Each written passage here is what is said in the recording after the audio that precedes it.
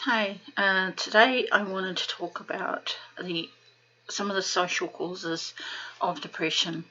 We're not just talking about poverty, we're talking about some of the social expectations or the perceptions of social expectations. Now, I have to confess something. There are certain topics that I'm actually not comfortable talking about, and I know at my age, I should be over that. I don't know whether it's because I've never had, I've only had one sort of relationship or what, and, things in terms of intimacy were not great for me. So I have an issue talking about that kind of thing. And this is actually part of the social thing. So sometimes people will tease me like, oh, you're going to see your boyfriend and things like that, and I will squirm. I don't know why I do it. I think part of me sort of grew up sort of thinking that kind of topic was taboo. I don't know where that perception came from, because my mother's certainly not like that. Even in a clinical sense, I still have trouble talking about certain things. I'm weird, yes, I know that. I don't know whether it's related to what I suspect is Asperger's, or what they now call neural diversity. But, it's all connected to the whole idea of these social expectations. We said when I was 17, my grandmother would say to me, so when are you getting a boyfriend? When are you getting married? When are you having kids? That sort of thing. And she would continue this until I was 30. And she passed away a couple of years after that.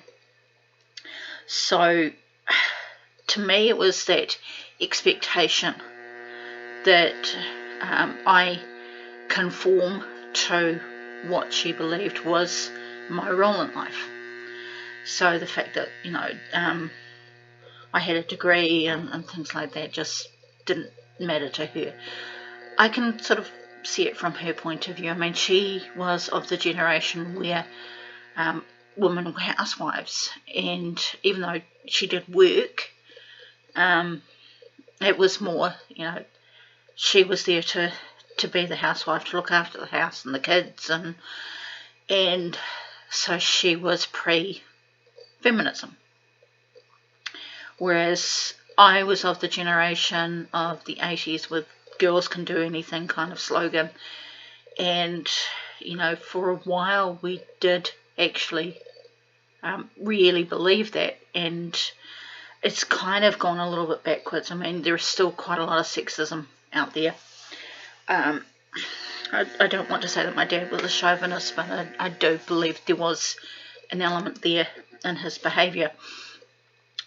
But yeah, it's that social expectation that once you reach a certain age, if you're a girl, you have to get married, you have to have kids.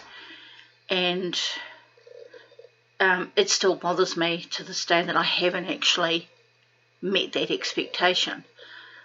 And it's something that's drummed into you, and this was a big part of my depression, the fact that I wasn't actually doing what I was supposed to do according to my grandmother.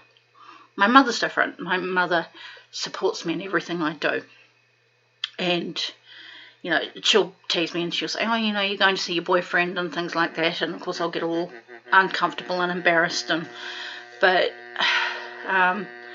the point is, she's not out there and saying, go and get yourself a boyfriend.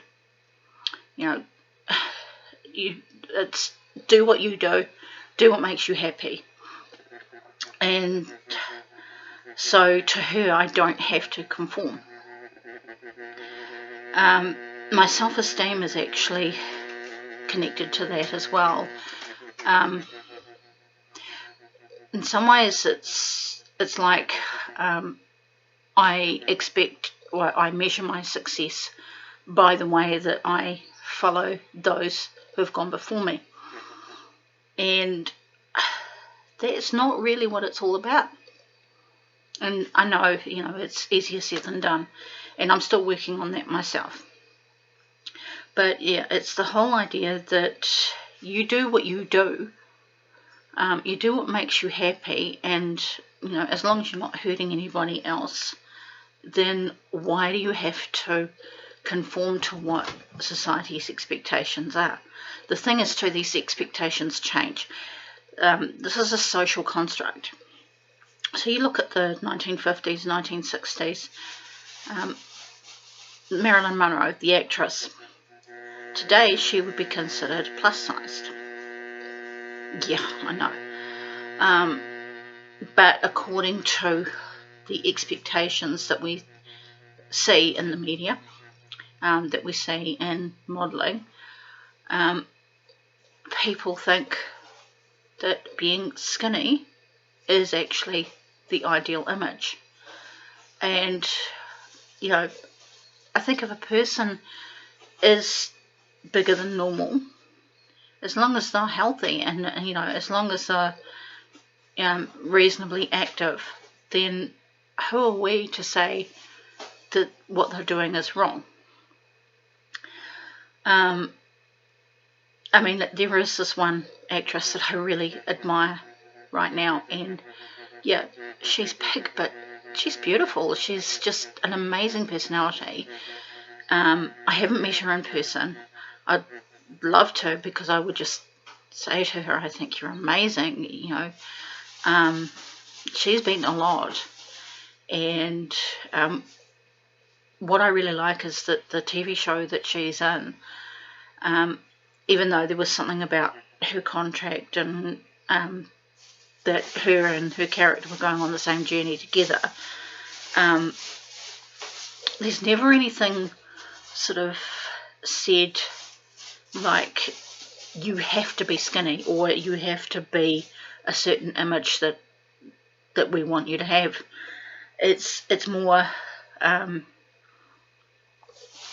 that it's a realistic portrayal of someone who's going through various struggles, and I really admire someone who can do that.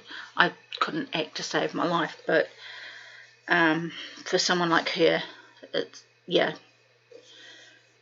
and the thing is, she doesn't sort of conform to society, and good on her for doing that.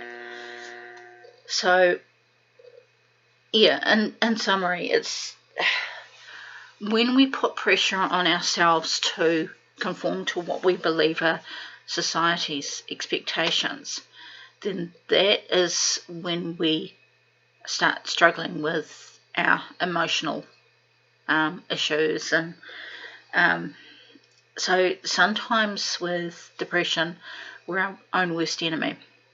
So we put these things on ourselves, we label ourselves, and it's like a poem, I think it was by Robert Burns, and it was around this whole idea if we could see ourselves as others see us.